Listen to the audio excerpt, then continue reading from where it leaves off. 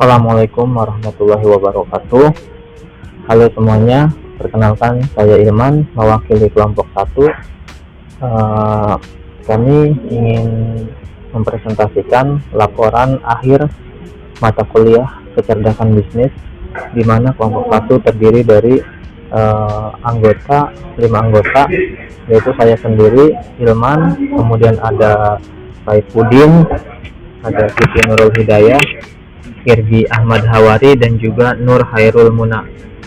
Kelompok 1 akan menjelaskan materi tentang analisis kecerdasan bisnis berbasis data Twitter atau X.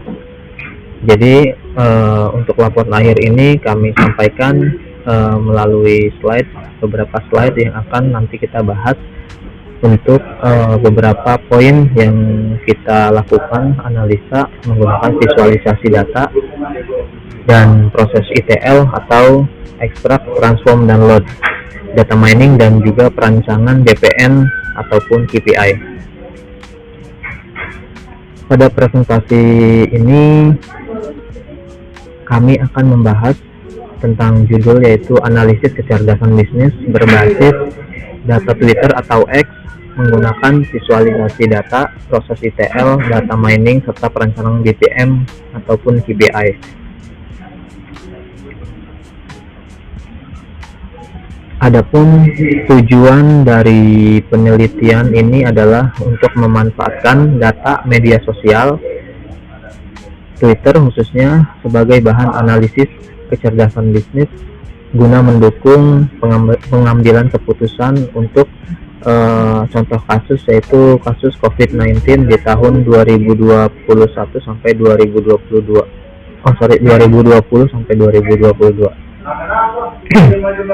Selanjutnya saya persilahkan rekan saya untuk menjelaskan proses ETL lebih lanjut. Baik, selanjutnya saya Saifuddin. Di bagian ini saya akan menjelaskan proses ETL yang merupakan inti dari pengolah data. ETL terdiri 3 tahap, yaitu extract, transform, dan load. Extract adalah proses pengambilan data dari sumbernya. Transform adalah tahap membersihkan dan menyesuaikan data, dan load adalah menyimpan data agar siap digunakan. Melalui proses ETL ini, data yang awalnya mentah bisa diubah menjadi data yang rapih, terstruktur, dan layak dianalisis. Sekarang kita masuk ke tahap pertama, yaitu extract. Pada tahap extract, kami mengambil data dari platform Twitter menggunakan tools Tweet Harvest. Data yang dikumpulkan tidak hanya teks tweet, tetapi juga waktu posting atau pengguna serta interaksi seperti jumlah like dan retweet. Pengambilan data dilakukan berdasarkan kata kunci atau hashtag tertentu, sehingga data yang diperoleh benar-benar relevan dengan topik yang diteliti. Dari tahap ini, kami menghasilkan data mentah yang kemudian siap diproses pada tahap berikutnya. Tentu saja, untuk bisa mengakses data tersebut, ada satu syarat penting. Nah, untuk mengakses data tweet, kami memerlukan autoken dari akun Twitter pribadi. Autoken ini berfungsi sebagai izin akses agar proses pengambilan data berjalan dengan aman dan sesuai dengan aturan yang berlaku. Dengan menggunakan autoken, kami memastikan bahwa proses crawling data dilakukan secara legal dan bertanggung jawab. Jadi, melalui proses ETL, data dapat diambil dengan benar, diolah dengan baik, dan siap digunakan untuk analisis. Terima kasih. Assalamualaikum warahmatullahi wabarakatuh. Perkenalkan, saya Siti Nurul Hidayah. Pada bagian ini saya akan menjelaskan kebagian, yaitu tentang analisis visualisasi data atau exploratory analysis. Di tahap ini, data yang sudah dikumpulkan akan divisualisasikan dalam bentuk grafik agar lebih mudah dipahami secara visual. Melalui visualisasi ini, kita bisa melihat pola, tren, dan gambaran umum data, sebelum masuk ke analisis yang lebih mendalam.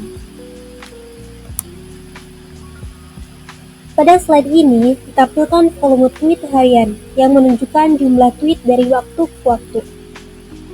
Pada grafik bagian atas, terlihat adanya lonjakan volume tweet di waktu tertentu, yang mengindikasikan meningkatnya perhatian publik terhadap isu yang dibahas. Sementara itu, grafik di bagian bawah yaitu memperlihatkan jumlah tweet per hari, sehingga kita bisa membandingkan aktivitas pengguna antar harian secara lebih jelas. Dari visualisasi ini dapat disimpulkan bahwa aktivitas pengguna tidak stabil dan dipengaruhi oleh momen atau peristiwa tertentu. Pada bagian ini ada distribusi sentimen tweet yang dibagikan menjadi positif, negatif, dan netral. Berdasarkan grafik batang, dapat dilihat bahwa sentimen netral mendominasi, diikuti oleh sentimen positif dan negatif.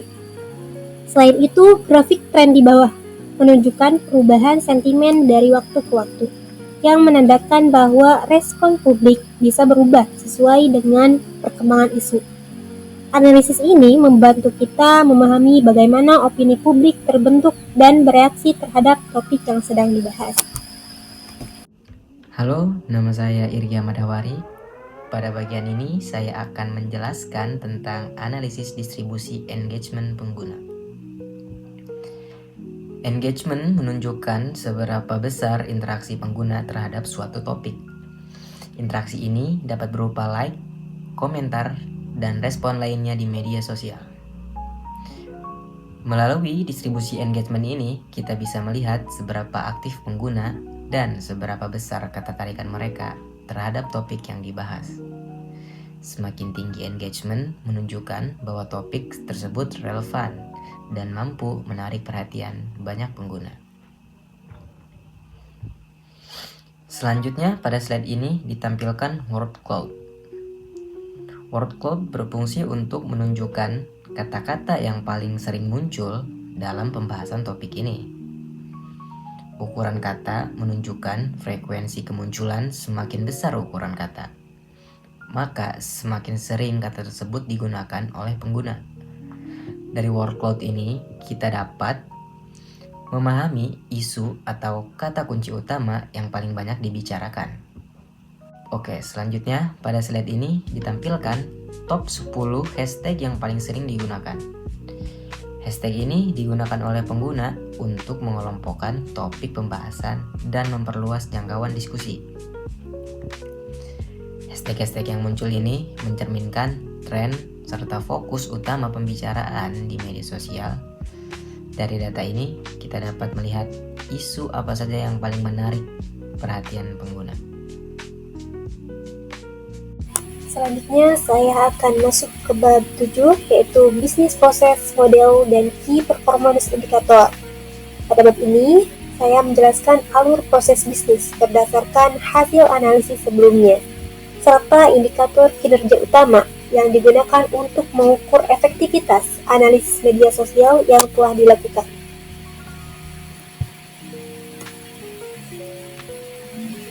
Pada slide ini ditampilkan Business Process Model atau BPM. BPM digunakan untuk menggambarkan alur proses bisnis secara terstruktur, mulai dari pengumpulan data, pengolahan data, analisis, hingga penyajian hasil. Dengan adanya BPM ini, proses analisis menjadi lebih sistematis, jelas, dan mudah dipahami, sehingga setiap tahapan memiliki peran yang saling terhubung. Diagram ini menunjukkan bagaimana data diproses dari awal sampai menghasilkan informasi.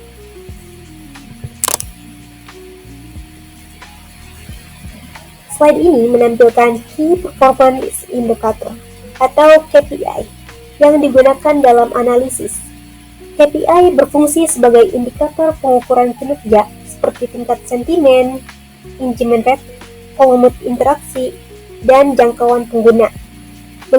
Melalui KPI ini, kami dapat menilai seberapa efektif penyebaran informasi di media sosial, serta bagaimana respons pengguna terhadap isu yang dibahas.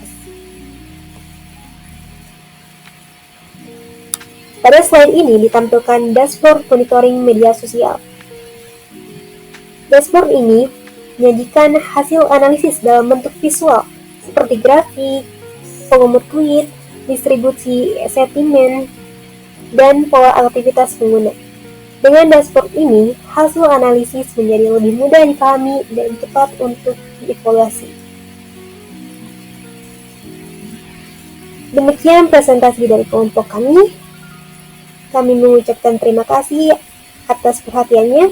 Wassalamualaikum warahmatullahi wabarakatuh.